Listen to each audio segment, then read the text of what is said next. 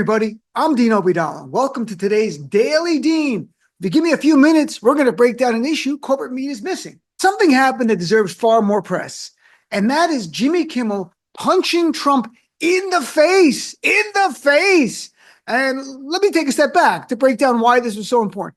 Earlier in the week, all the media coverage was rightfully about the Epstein files.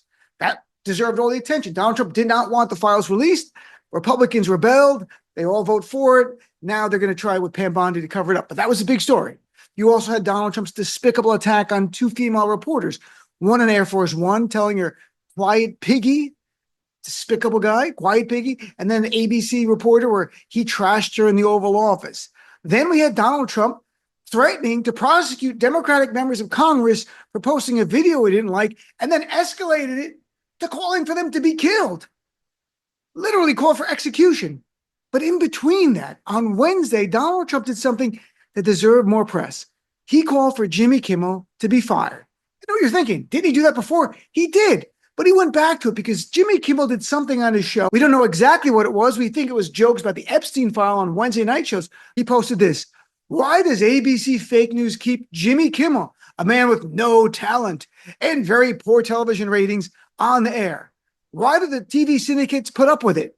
What are the TV syndicates? In other words, put that aside. Also, totally biased coverage. Get the bum off the air. That's right. Donald Trump's upset that a comedian is making fun of him. There's no bias. It's comedy. You make fun of presidents. Make fun of Democratic presidents, Republican presidents. Trump is too thin-skinned. Doesn't want anyone to mock him. So he says, get the bum off the air. Well, the problem is for Donald Trump, Jimmy Kimmel had a show last night and went on air and pummeled Trump with punchlines, a lot of punchlines, over and over. He began by talking about how that post by Trump came only 11 minutes after Jimmy Kimmel signed off on early Thursday morning, which means Trump was watching live. And Kimmel loved that. He gave a special welcome to Donald Trump and said, ironically, it's people like you that keep me on the air. Then he had a few more punchlines here and there. The best part was the very end of the comedic run opening the show. Jimmy Kimmel looked at Trump and said to him, hey, I have an idea about when I'll leave. Maybe it's about the same time you're going to leave.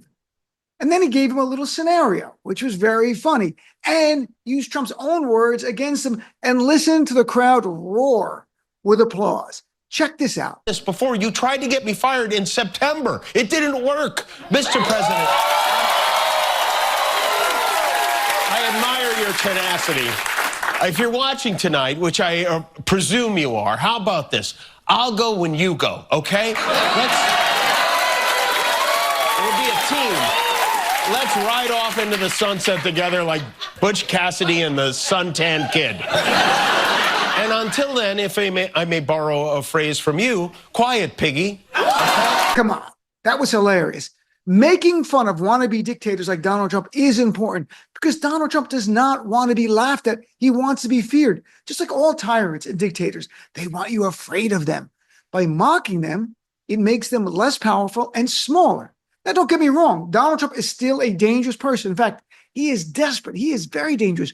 We need more of this. We need more of Jimmy Kimmel and South Park and Seth Meyers and Saturday Night Live and Jon Stewart and The Daily Show and others mocking Trump. There are two reasons why.